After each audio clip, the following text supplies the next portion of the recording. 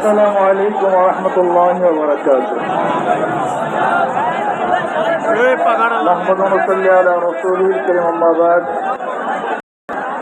أعوذ بالله من الشيطان الرجيم. بسم الله الرحمن الرحيم. إن الحكم إلا لله. صدق الله العلي العظيم. সবাই পড়ি সাল্লাল্লাহু আলাইহি ওয়াসাল্লাম।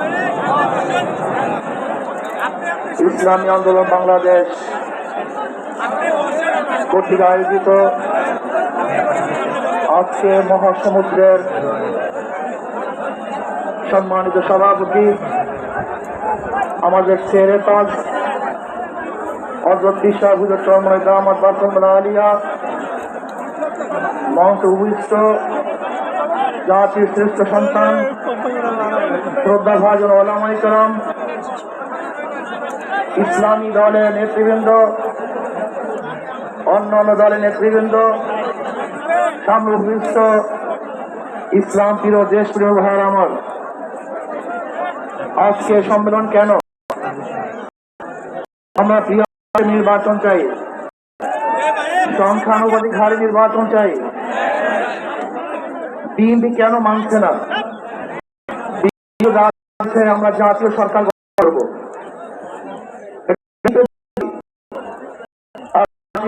গঠন সরকার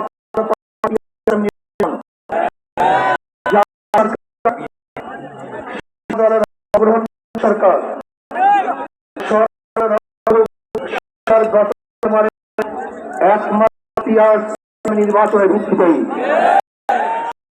বিএনপি মানছে কারণটা কি আমি তো বুঝি না। অবশ্যই বিএনপি কেও পিআর সিস্টেমে নির্বাচন মানা উচিত। সংস্কার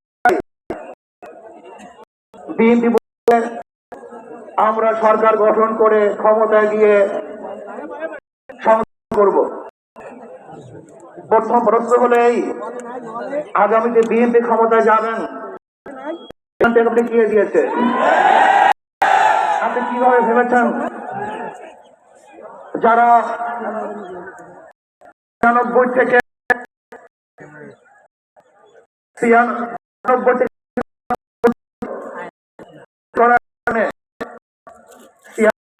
আসতে পারে নাই, আবার ২০০১ থেকে ২০০৫ পর্যন্ত দেশ চালাবার ২০০৮ তারা ক্ষমতা আসতে পারে নাই।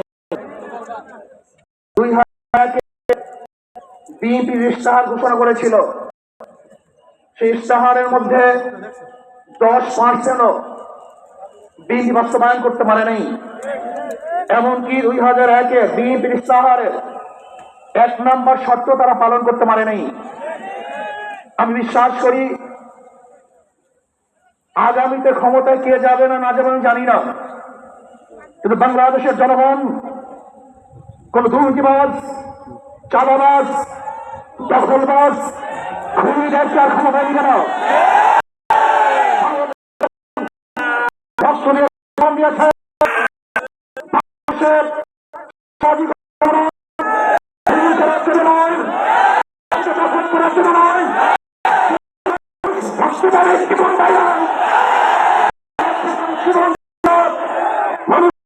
শান্তি পাবে, আমার গরিব ক্ষুধার্ত থাকবে না, বাংলাদেশের একজন মানুষ খুনা আকাশের থাকবে না, বাংলাদেশের একজন গরিব বস্ত্রহীন থাকবে না, আমার বাংলাদেশের কোন মানুষ খুন হবে না, খুন হবে না, বাংলাদেশের ব্যবসায়ীদের কারাগারিত হবে না, বাংলাদেশের প্রত্যেক নাগরিক অধিকার বাস্তবায়ন হবে, তারা শান্তিতে বসবাস করতে পারবে, নির্বিঘ্ন ঘুমাতে পারবে, আমার বাবুরা ইসলামকে রাস্তা চলাফেরা করতে পারবে,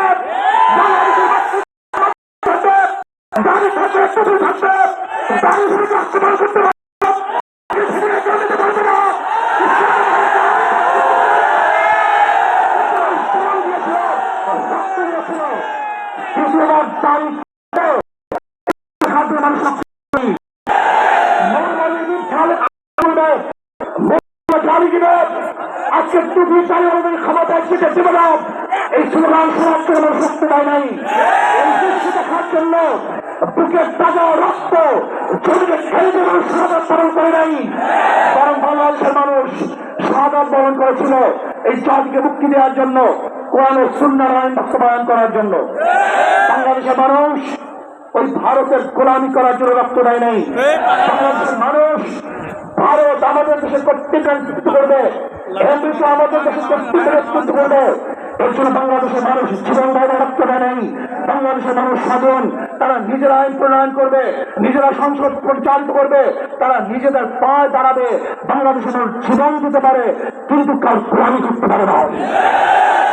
তারা ভাইয়ার আমার, আমি বিশ্বাস করি আজকে মঞ্চে যারা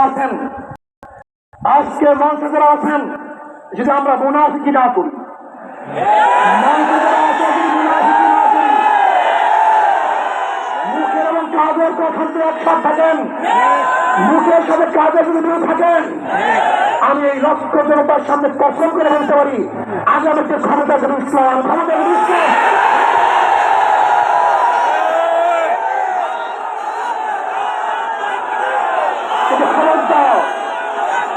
যদি মুনাফিকি করি তখন এদেশের মানুষ সচেতন হয়েছে, এদেশের মানুষ সব জ্ঞানী হয়ে গেছে। বিশ্বাস করবেন না, একজন রিক্সাওয়ালা, ঠেলাওয়ালা, কুলি মজদুরের বক্তব্য শুনলে আমরা আশ্চর্য হয়ে যাই বাংলাদেশের মানুষ কত সচেতন, কত সচেতন হয়েছে। যদি আমরা মুনাফিকি না করি, যদি আমরা ঐক্যবদ্ধ থাকি, বাংলাদেশে একটা বাক্স ইসলামের নাম দিতে পারি। যেরকম আমেরিকা এবং ওই ভারত, ইসরায়েল, ইরান আক্রমণকারী ভেবেছিল রুশের মধ্যে নিশ্চিত করে দিবে, কিন্তু আক্রমণ করার পরে দেখেছে ইরানের গুহা থেকে কোথা থেকে বোম মিসাইল চলে আসছে। আমেরিকা এবং ইসরায়েল যেরকম ব্যবহার করতে পারেনি, বাংলাদেশের বুকে যদি একটা বাক্স দেওয়া হয়, বাংলাদেশের ঘরের থেকে এমন মিসাইল বের হবে, এমন হবে।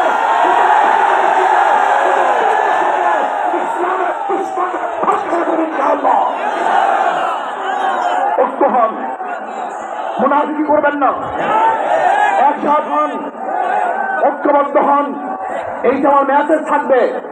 যদি ঐক্যবদ্ধ ভাবে ক্ষমতার লোককে সম্বরণ করে, আমি ক্ষমতায় যেতে চাই না, ইসলামকে ক্ষমতায় নিতে চাই। আমি ক্ষমতায় যেতে চাই না, কোরআন ও সুন্নাহকে ক্ষমতায় নিতে চাই। এই আদর্শ লালন করেন, এই নীতি আদর্শ যদি গ্রহণ করেন, ইনশাআল্লাহ নাসরুম মিনাল্লাহি ফাতহুন কারীম, অবশ্যই সাবিরিন। সেই দিন আসতেছে, আমি দেখতেছি, মনে হয় আমার চোখের সামনে আমি দেখতেছি ওই সংসদের মধ্যে কলেমার কথা হবে, কোরআন ও সুন্নাহর কথা হবে, লা ইলাহা ইল্লাল্লাহ উচ্চারিত হবে। বাংলাদেশের মানুষ শান্তিতে বসবাস করতে পারবে, জুলুম থাকবে না, অত্যাচার থাকবে না, অবিচার থাকবে না। প্রত্যেকটা মানুষের প্রাপ্তি তাদের ঘরে ঘরে পৌঁছানো হবে। আজকে আমার মা মনে মনে করছে ইসলাম ক্ষমতা আসলে আমাদের অবস্থাটা কি হবে।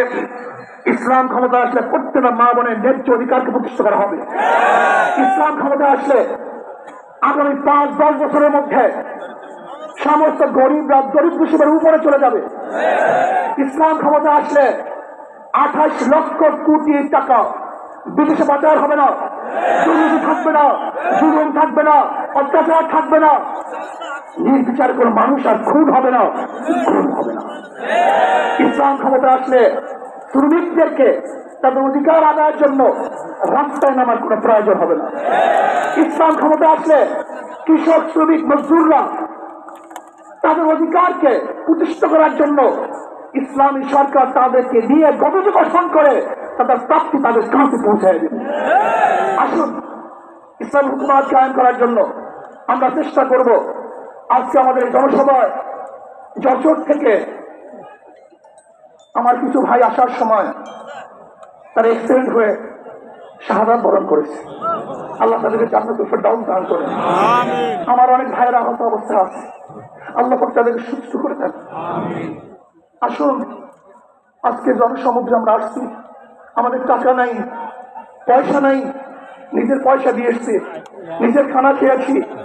এই জাতিকে, এই দলকে, এই কাফেলাকে গোটা দুনিয়ার কোনো প্রশক্তি পরাজয় করতে পারবে না, থামিয়ে রাখতে পারবে না। অবশ্যই ইনশাআল্লাহ আমরা বিজয় হব। আল্লাহ আমাকে এবং সবাইকে ইসলাম হুকুমাত কায়েম করার তৌফিক দান করেন। আমা আলাইনা ইল্লাল বালাগ। আসসালামু আলাইকুম ওয়া রাহমাতুল্লাহি ওয়া বারাকাতুহু।